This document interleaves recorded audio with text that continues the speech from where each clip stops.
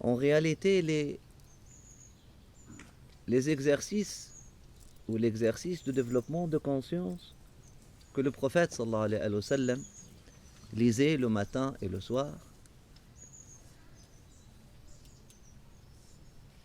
sont des méditations sur le secret de la vie humaine, sur la position de l'être humain par rapport à son créateur, par rapport à ses frères et sœurs, par rapport à la création qui l'entoure, mais aussi c'est un positionnement, c'est un exercice de positionnement spirituel et énergétique.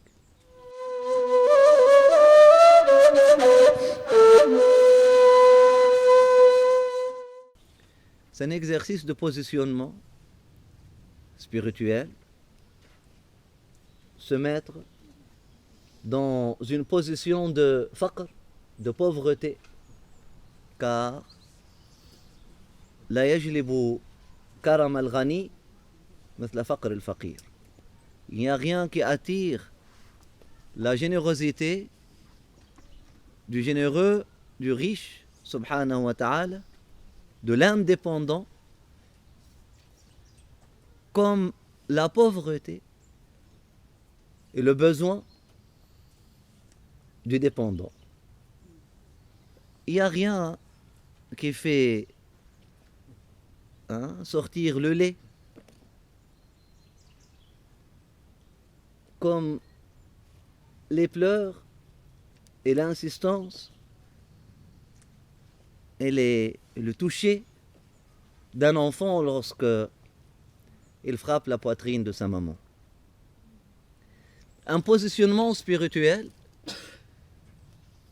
donc un rappel à nous que nous sommes des dépendants, que nous sommes des enfants, que nous sommes pauvres, parce que cet être humain, sans cet exercice de rappel, il peut tomber dans l'arrogance, il peut tomber dans l'oubli, il peut tomber dans la prétention de force et d'indépendance, il peut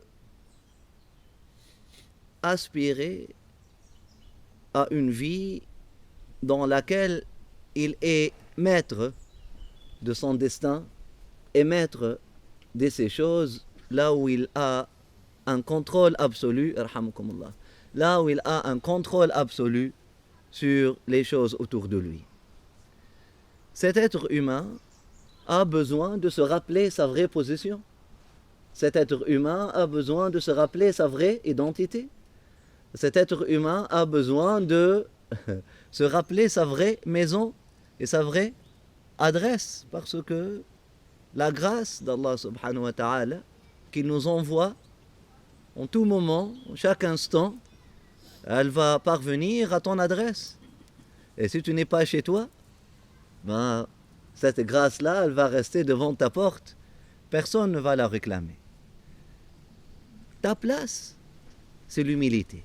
Ta place, c'est la pauvreté. Ta place, c'est le besoin. Ta place, c'est la dépendance. Donc, c'est un exercice en réalité de développement de positionnement, de développement de pauvreté, ou encore un exercice de positionnement spirituel. Se mettre dans une position de demandeur, se mettre dans une position de quêteur, se mettre dans une position de mendiant, se mettre dans une position d'acquéreur, se mettre dans une position d'accueil. Se mettre dans une position d'accueil. Se mettre dans une position d'accueil. Pour accueillir cette grâce qui vient d'Allah subhanahu wa ta'ala. Cette grâce qui veut nous trouver à notre place. C'est vrai aussi, il est vrai aussi que ces méditations-là sont un exercice de positionnement énergétique. un positionnement énergétique pour pouvoir prendre sa part afin qu'on puisse prendre notre part dans ce trésor qui s'appelle Al-Afiya, le bien-être.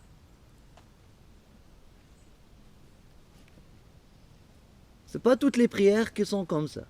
Mais les prières du matin et du soir, on va voir qu'il y a une concentration, il y a un focus, il y a une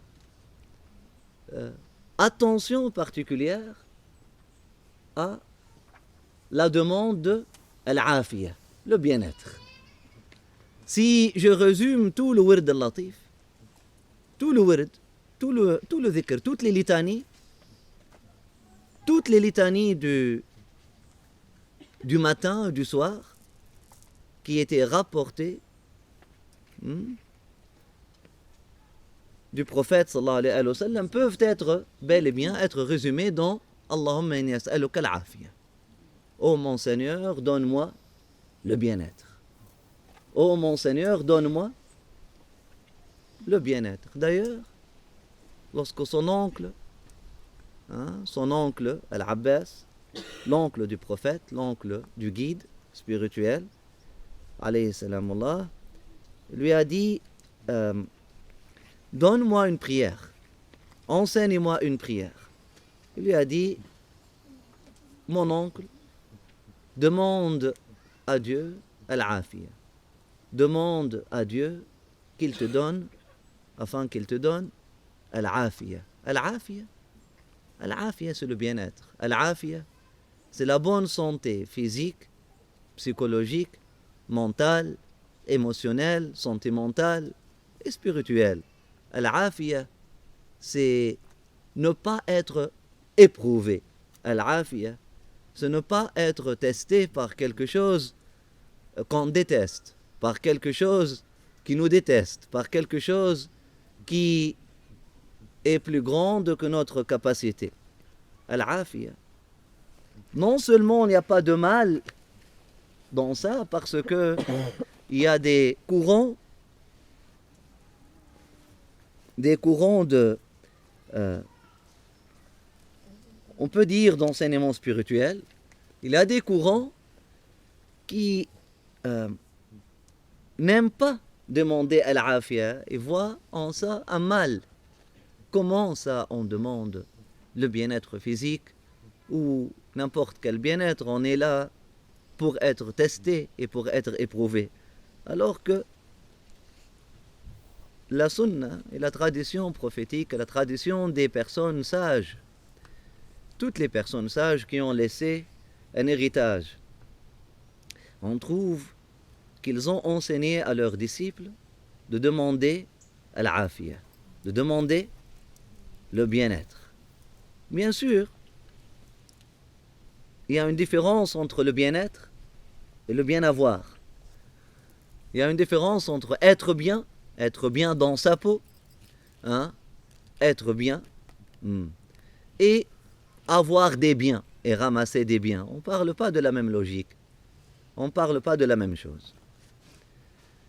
Il y a une confusion dans les esprits des gens entre être et avoir. Et lorsque Shakespeare il a voulu résumer, il a voulu rappeler le peuple anglais au chemin droit, il leur a dit être ou ne pas être, c'est ça la question. Il ne s'agit pas d'avoir ou ne pas avoir. C'est être ou ne pas être. Est-ce que c'est être et comment tu es, c'est pas combien tu as. Comment tu es dans cet état? Comment tu es dans cette richesse? Comment tu es dans cette pauvreté? Tu peux avoir la afiya dans la richesse comme dans la pauvreté. Tu peux avoir la afiya, le bien-être, dans la santé physique comme dans la maladie. Tu peux avoir le bien-être dans la maladie.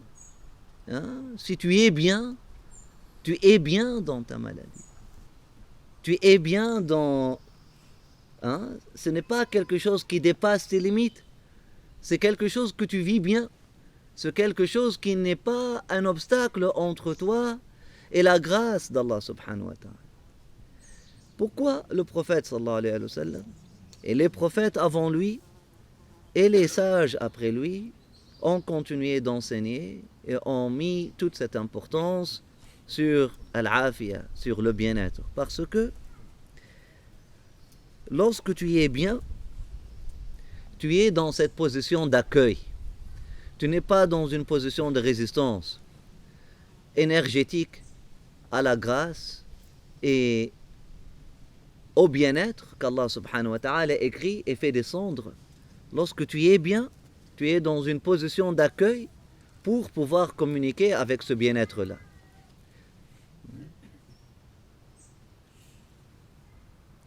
Donc, on va voir que ces litanies sont une invitation.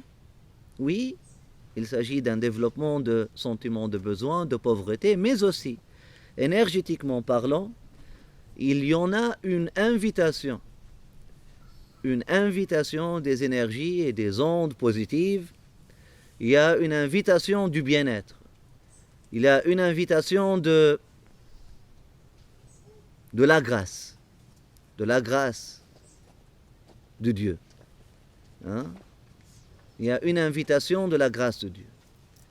Il y a un positionnement énergétique afin qu'on soit dans une position d'accueil de la grâce de Dieu. La grâce de Dieu qui peut venir sous toutes les formes.